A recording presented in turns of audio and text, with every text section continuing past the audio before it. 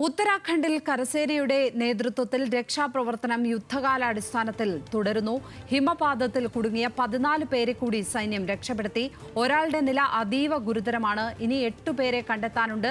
പ്രദേശത്ത് രക്ഷാപ്രവർത്തനം 24 മണിക്കൂർ പിന്നിട്ടു. നാഷണൽ ഡെസ്കിൽ നിന്നും അഖില രവീന്ദ്രൻ ചേരുന്നു. അഖില, രക്ഷാപ്രവർത്തനം ഏത് തരത്തിൽ പുരോഗമിക്കുകയാണ്? അവിടെ രക്ഷപ്പെടുത്തിയവരുടെ ആരോഗ്യസ്ഥിതി എങ്ങനെയാണ്?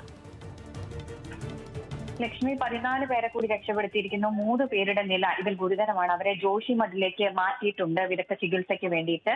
ഈ 8 പേരെ കൂടി ഇനി രക്ഷപ്പെടുത്തേണ്ടതായിട്ടുണ്ട്. പുഷ്കർ സിംഗ് ധാമി ഹെലികോപ്റ്ററിൽ ഈ രക്ഷാപ്രവർത്തനങ്ങളെല്ലാം വിലയിരുത്തിക്കൊണ്ടിരിക്കുകയാണ്. അദ്ദേഹത്തെ പ്രധാനമന്ത്രിയിൽ നിന്ന് വിളിച്ച് അവിടുത്തെ സ്ഥിതിഗതികളുടെ നില അന്വേഷിച്ചിട്ടുണ്ട്. പ്രധാനമന്ത്രി നരേന്ദ്രമോദി കേന്ദ്ര സർക്കാരിന്റെ എല്ലാ സഹായങ്ങളും വാഗ്ദാനം ചെയ്തിട്ടുമുണ്ട്.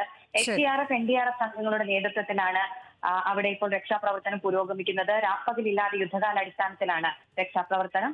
പ്രദേശത്ത് വൻ മഞ്ഞുവീഴ്ചയാണ്. അതുകൊണ്ട് തന്നെ രക്ഷാപ്രവർത്തനത്തിന് കൂടുതൽ വെല്ലുവിളികൾ നിറഞ്ഞതാണ് രക്ഷാപ്രവർത്തനം. പെട്ടുപോയ 55 പേരുടെ പേര് വിവരങ്ങളും ചമോലി പോലീസ് ഇപ്പോൾ പുറത്തുവിട്ടിട്ടുണ്ട് എന്നുള്ള വിവരങ്ങളാണ് ഇപ്പോൾ വരുന്നത്. അഖില രവീന്ദ്രൻ, നാഷണൽ ഡെസ്കിൽ നിന്നും.